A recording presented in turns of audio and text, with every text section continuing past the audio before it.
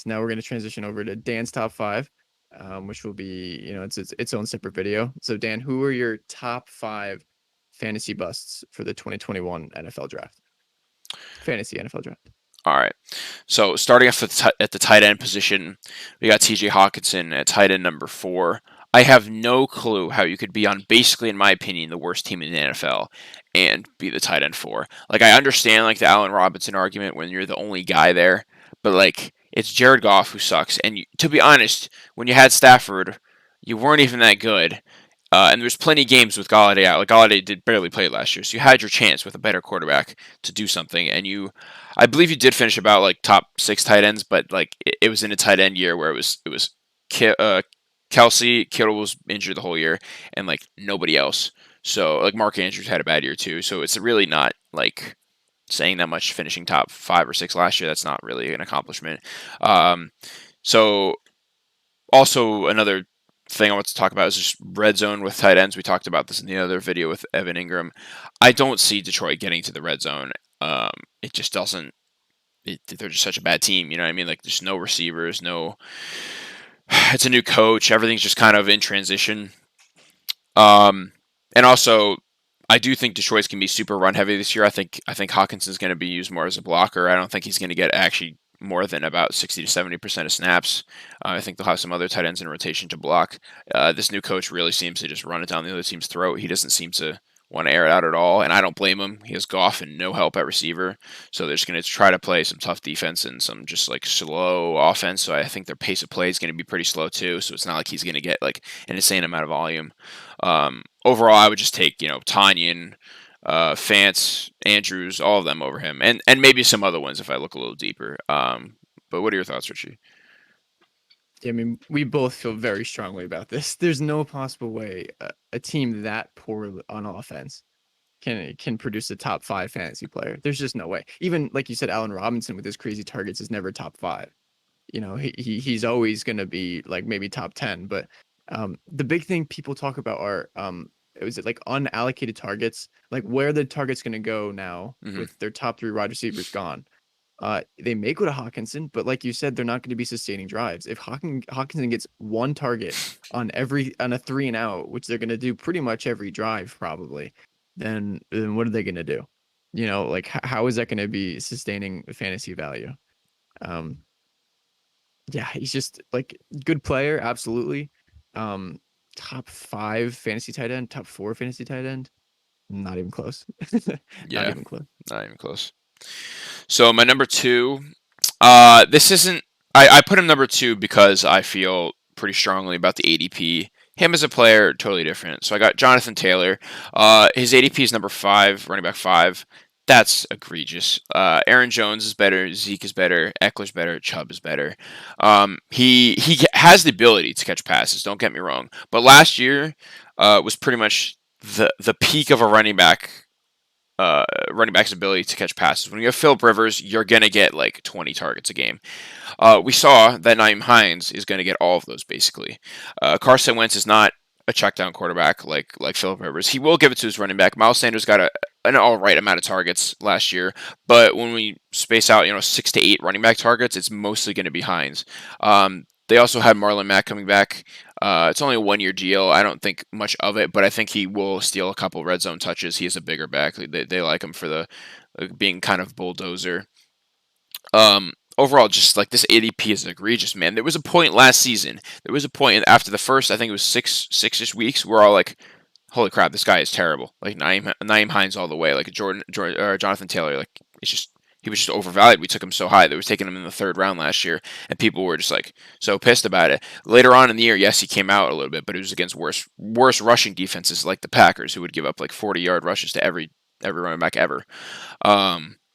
So I think just the lack of upside with the pass catching and the potential to lose some goal line touches, along with being like over people like Chubb, Eckler, Zeke, and Jones, it all comes up to me as just overvalued, and he's a bust for me. Yeah, I think you touched on before a little bit with the Packers defense is big plays. And I kind of feel like Taylor last season kind of had the AJ Brown kind of feel to him because there were a lot of his plays where he just broke big ones. He would have a nothing fantasy day. and then break a big one, and it's like, okay, he's relevant. Hmm. And again, that's not going to happen. You cannot consistently keep that up from a year to year basis. Somehow AJ Brown has, thanks to Derrick Henry and that play action, but Taylor with him, like Dan said, crowded backfield, different quarterback. He's not going to keep it up. Um, so running back five, it's a little high. I know in our rankings video for running backs, um, we did have Taylor a little bit higher, and we talked about it and we brought him lower, but we never had him this high. Five is egregiously high. I think I had him at 10, and I don't think either of you had him in the top 10. Yeah, again, like 10. Like what you're expecting from five is not what you're expecting at 10. So Yeah. slow your roll down, everyone. Taylor, although maybe a good running back and he might separate himself later in the year, he's not going to start off that way. So yeah. So my number three bust of this year is a duo. It's the Jacobs Drake duo for the Las Vegas Raiders. I think everyone is kind of expecting this. I don't think there's anyone who's really pushing Jacobs like they did last year. He was the RB10 last year, not at end of season, just like going into the draft. This year it's looking like he's going to be RB20, which is a little better for his situation. Like he's getting Kenny Drake, a pass catching running back. People don't understand this. People think of Kenny Drake like last year as the bulldozer to Chase Edmonds' pass catching ability, but Kenny Drake in Miami was the pass catcher. Like I remember him being like the skinny, like can't take a lot of hits type running back. He bulked up a little bit, but it's still that's how they're going to play this. Jacobs is not going to learn how to catch passes out of nowhere. So Jacobs is limited. He's going to get probably about 14 to 18 rushes a game, not the bell cow type like 22 to 26 that CMC, Zeke, all them get. Dalvin Cook, he's not going to get anywhere near that, and he's going to get like limited target upside, like two. Like that's high, honestly. He's not going to get targets. They were putting in Alec Ingold, their freaking fullback, to catch passes over him last year. Like this is not a stud out here catching passes. Drake, on the other hand, he's RB35. I could accept that just because you could take him in case Jacobs goes down, then he can do it all. But drafting a guy strictly for that James White role is just not, beneficial. He's not Austin Eckler. He's not going to catch like 8 to 10 passes in a game. It's going to be like 3 to 4, and maybe 4 to 6 rushes a game, something like that. And I think around the goal line, they'll both, it's going to be mainly Jacobs, but probably like 70-30 Jacobs. Like we saw last year, they were willing to throw Booker in there instead of Jacobs. Like it just feels like none of these running backs really have a defined role. So maybe take the shot on Drake over Jacobs. I don't see upside in Jacobs. At least Drake can catch the passes along with being a bell cow if Jacobs does go down. People I'd take over him in the same range as Jacobs would be Dobbins and Montgomery for sure. Najee Harris as well. And then for Drake, I would definitely take like a Raheem Mostert over him. They're kind of similar, and we're not sure what their roles are going to be, but at least Raheem Mostert is just a freak athlete, and if he ends up getting the goal line touches, he's going to get the passing work, and he can break long ones because they're in a way better team system than the Raiders are. What do you think? So first off, and I remember this, Raiders love play action on the goal line. I remember there were so many times when, as I know you were a Josh Jacobs owner, I was a Josh Jacobs owner, where I'm like, yes, first and goal at the one. This is Jacobs territory. First play action. Yeah. Second straight drop back pass right to Waller, and then Booker comes in for third down, and then they kick the field goal.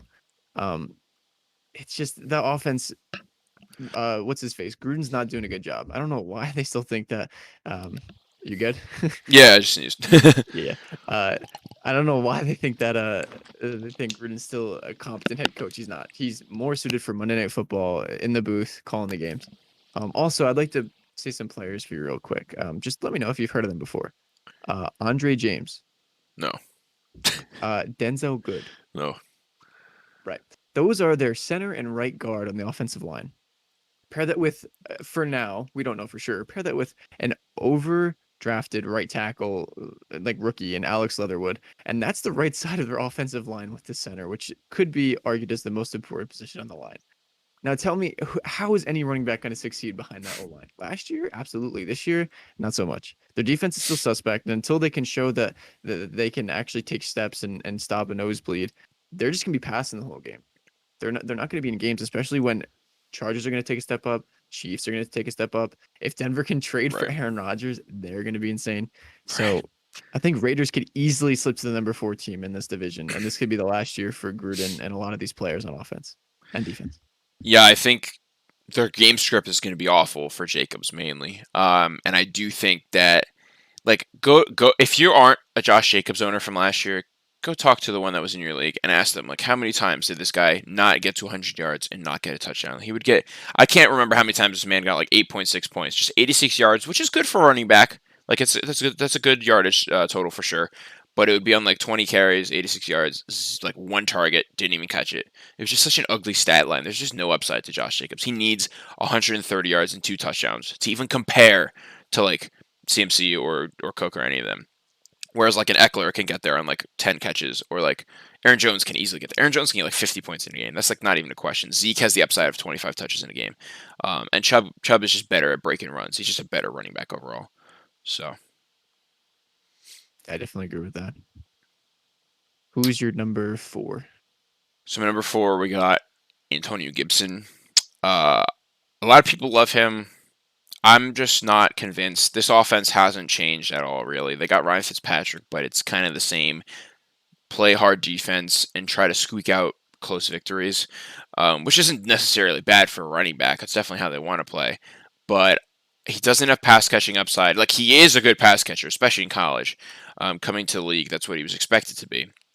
But when you have J.D. McKissick catching, like, literally getting 16 targets last year in multiple games, that just shows they have zero faith in his catching ability currently. So they're going to have JD taking all that.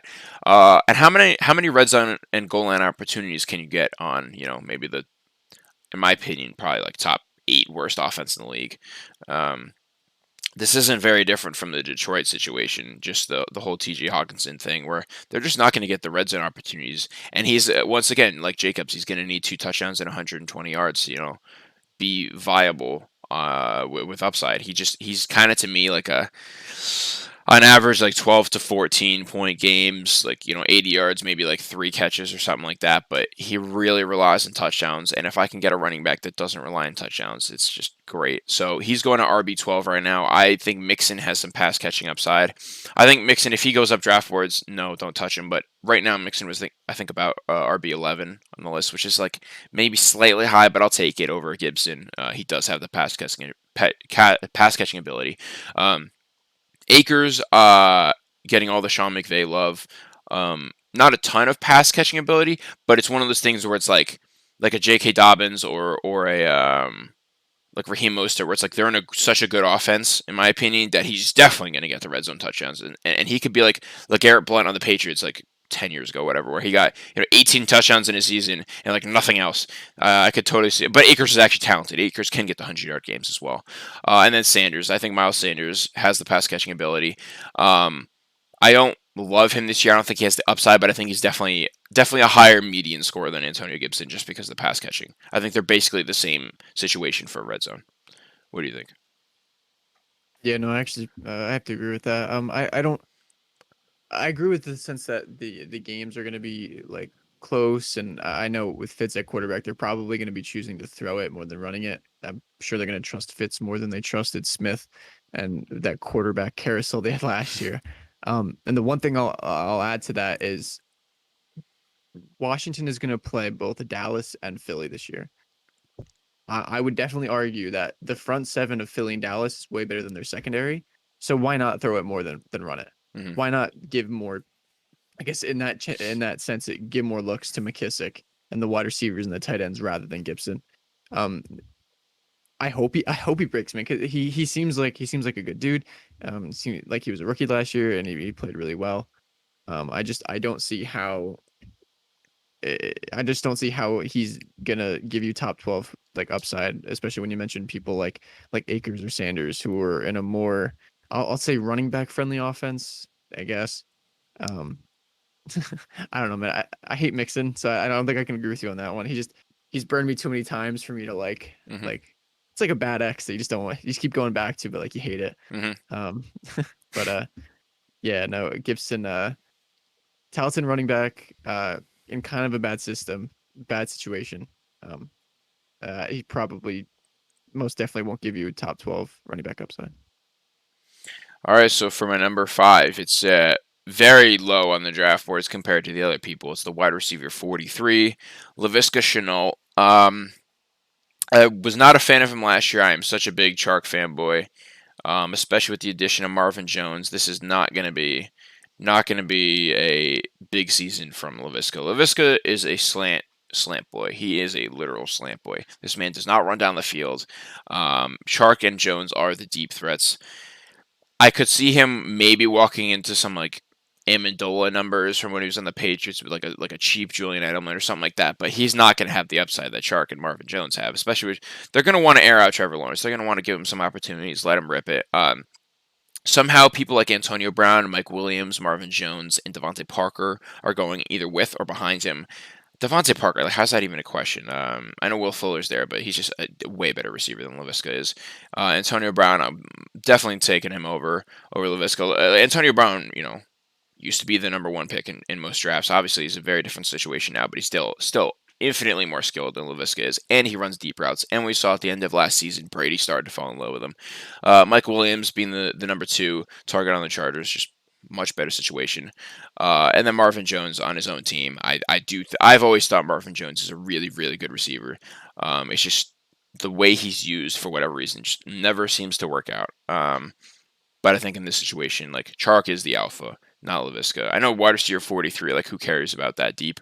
But I just think that there's such limited upside. Why not at that pick in the draft take somebody like an Antonio Brown, where if Mike Evans goes down, he's instantly like a top 15 receiver or something like that. Yeah, I mean, I can't say the same for Brown for this argument, but I was going to say, like, the players that you pointed out and the players that I'm looking here, like, they have Laviska over Devontae Smith, the rookie. And although I'm not high on that offense, he's most likely going to be the wide receiver one. So why would you not take a chance on the wide receiver one of a team instead of the wide receiver 3 on another team? Mm-hmm. There's also players here like Darnell Mooney, who I know we're both big fans of him. He's a crisp route runner. You got to feel there's going to be some type of positive regression there, right? I mean, there's Mm-hmm. no way he's going to just be that neglected again. Same with T.Y. Hilton, a little older now, but probably still the wide receiver one, or at least people probably consider him the one. So there's just players here that you can take a chance on that are going to be higher up on teams' depth charts rather than Laviska Shenault. And then on top of that, Trevor Lawrence, he's a rookie. He's phenomenal, but it's kind of like the same argument with Kyle Pitts. It's like kind of like slow your roll, pump the brakes a little bit. He's still a rookie. There's going to be some pains. He's not going to be amazing. And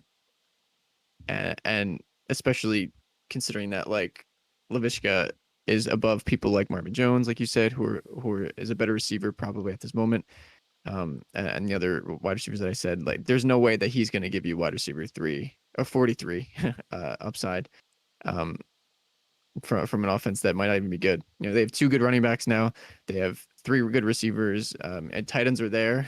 That's all I'll say about tight ends. Tight ends are there. And they might be a stingy team this year. They might keep games close and might not actually need to like have shootouts every week. So I think just when is the last time wide receiver 3 could consistently do anything? Like, I'm thinking of like Gallup last year in those first 5 weeks of Dak. Amari and CD were popping off. And he was just the odd man out. He wasn't getting any of the love. That's pretty much what I see Laviska, but at least Gallup runs downfield. Laviska doesn't even run downfield, so I can't even give him that upside. But yeah. yeah, no, it's I don't know why you can have a wide receiver who didn't even show like a crazy amount of promise in his first year, have him higher than some of those guys down the board. Doesn't make sense, but all right. So I believe that'll do it for Dan's top 5 fantasy football. I guess I'll call them busts or over rankings for the 2021 draft. If you guys have any players that you guys maybe think are a little high or overvalued, drop them down in the comments. If you like this video, please hit like, subscribe. Dan, is there anything else you want to add before we call it?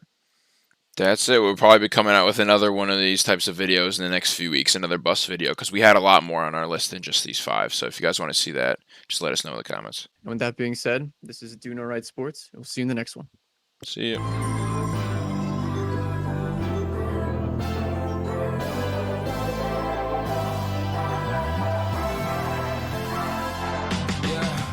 I can never never ever find the right words. And there's no way this is real life. There's no telling you're the right girl, so I can only say that it feels right.